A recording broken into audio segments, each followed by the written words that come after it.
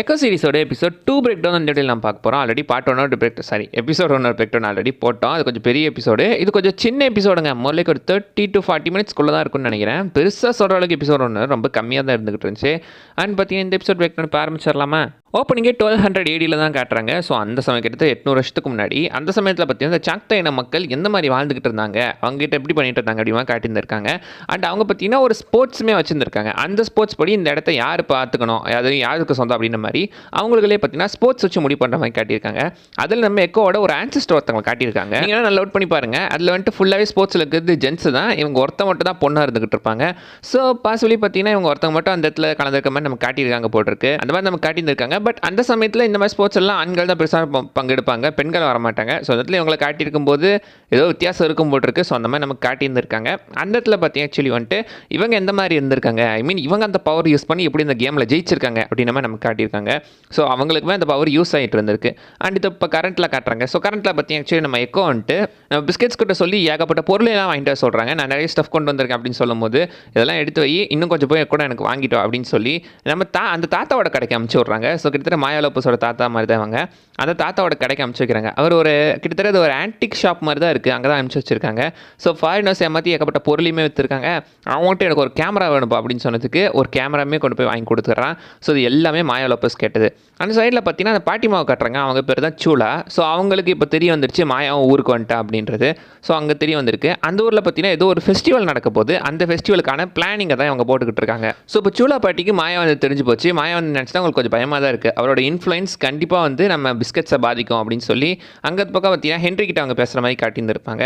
So அவங்க இதை நினச்சி கொஞ்சம் பயப்பட தான் செய்கிறாங்க. அண்ட் அடுத்து பார்த்தீங்கன்னா அந்த பக்கம் அந்த ஒரு போகிற ட்ரெயினில் வந்துட்டு அந்த ட்ரெயினில் போகிற ஷிப்மெண்ட் ஒன்று வந்து அட்டையை போடணும் இல்லை, அது ஏதோ ஒன்று பண்ணணும் அப்படின்றதுக்காக மாயாலோபஸ் பார்த்தீங்கன்னா இப்போ அந்த ட்ரெயினில் ஏறி அந்த ட்ரெயினில் இருக்கிற அந்த D9X அப்படின்ற அந்த கம்பார்ட்மெண்ட்டுக்கு போகிற மாதிரி காட்டியிருக்காங்க.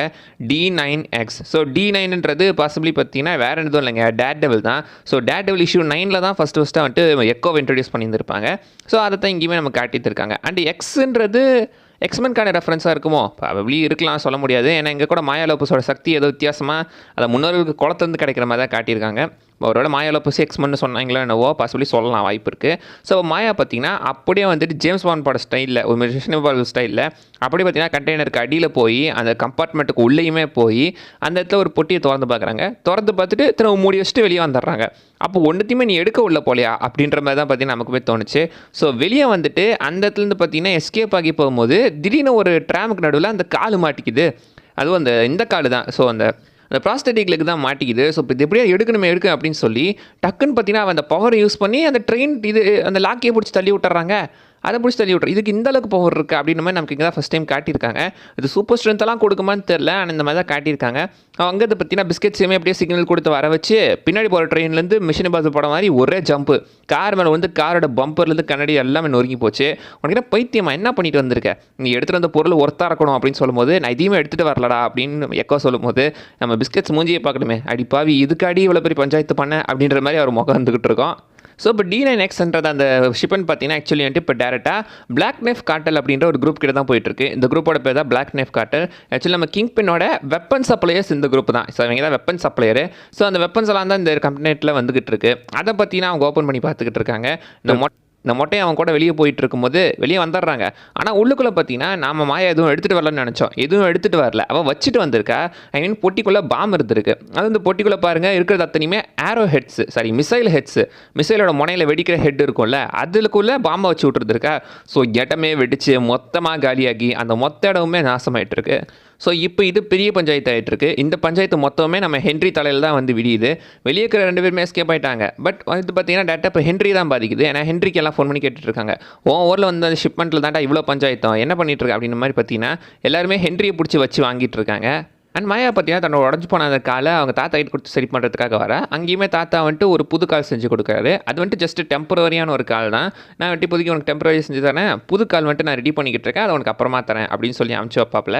ஸோ அதே சமயத்தில் தான் ஹென்ரியுமே அவளுக்கு மெசேஜ் பண்ணி நான் அவங்ககிட்ட பேசணும், நீ எங்கே இருக்க அப்படின்னு மாதிரி கேட்டு பார்த்தீங்கன்னா பேசிகிட்டு இருப்பாப்பில்.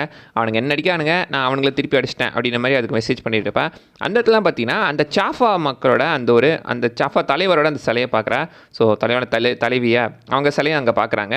ஸோ அதை பார்த்துட்டு இவங்க தான் நம்ம கனவுல அடிக்கடி வராங்க அப்படின்னு கேட்கும்போது உன் பாட்டிமாக்கு இந்த விஷயம்லாம் தெரியும், உன் பாட்டிமாமே வந்துட்டு இந்த மாதிரி நிறைய விஷுவல்ஸாக பார்ப்பாங்க, உங்கள் பாட்டிமா வேணால் கேட்டுப்பாரு அவங்களுக்கு தெரியும் அப்படின்னு சொல்லும்போது பாட்டிமாவை காட்டுறாங்க.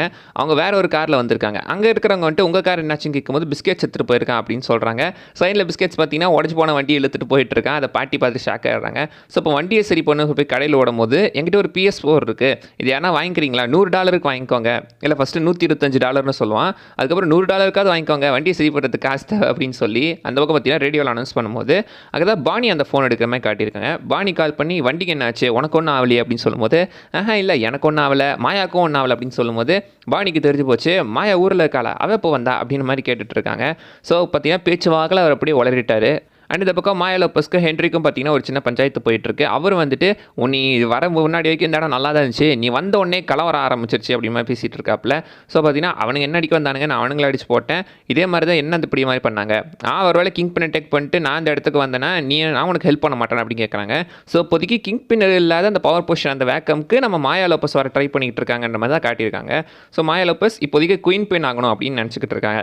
இதை வந்துட்டு என்ட்ரி பார்த்துட்டு உன்னால் அதெல்லாம் முடியாது, இப்போதைக்கு நீ பிரச்சனையே நிறைய பண்ணிக்கிட்டு இருக்க, ஒழுங்காக அதுலேருந்தெல்லாம் தயவு செஞ்சு வெளியே போயிரு, இதுக்குள்ளேயே இருந்தனா இன்னும் பெரிய பெரிய பிரச்சனையெல்லாம் வந்துடும் அப்படின்னு மாதிரி சொல்லிட்டு போகிறாப்புல. ஸோ அந்த இடத்துலலாம் பார்த்தீங்கன்னா ஹென்ரி சொல்லிட்டு போயிடுறாரு. காண்டில் என்ன பண்ணுறான், ஒரு கன் எடுத்து பக்கத்தில் இருக்கிற அந்த ஒரு ஊஞ்சலில் அந்த செயின் மட்டும் இருக்குல்ல, அந்த செயினை பார்த்தீங்கன்னா சுட்டுக்கிட்டு இருக்கா, கரெக்டாக குறி வச்சு சொல்கிறா. அப்படி சுடும் போது எகைன் பார்த்தீங்கன்னா அந்த பாஸ்ட் மெமரிஸ் விஷயம்லாம் வரும்போது அதில் ஒருத்தங்களை பாருங்களேன், அதுலேயுமே ஒருத்தங்க கன் வச்சுருக்காங்க. ஸோ அவளுக்கு நிறைய மெமரிஸ் இருக்கலாம், ஆனால் வந்துட்டு வெறும் 4-5 பேர் தான் காட்டுற மாதிரி காட்டியிருந்திருக்காங்க. ஒருவேளை அவங்க தான் இந்த பவர்ஸை டேப் இன் பண்ணவங்களோ, வேற யாரும் டேப் பண்ணலையோ, ஃபஸ்ட்டில் இருக்கலாம், வாய்ப்பு இருக்குது. அண்ட் இதோட பார்த்தீங்கன்னா இந்த எபிசோடுமே முடியுது. ரெண்டு ஷார்ட் எபிசோடு தாங்க, பெருசாக சொல்கிற அளவுக்கு எபிசோடில் முக்கியமான டீட்டெயில்ஸ் அப்படின்லாம் ஒன்றும் இல்லை, கொஞ்சம் பேர் கம்மி தான். அவ்வளோதான் கைஸ், இந்த வீடியோவில் நான் சொல்ல வந்து அந்த விஷயம் மிஸ் பண்ணால் நீங்கள் கீழே கமெண்ட் பண்ணுங்கள்.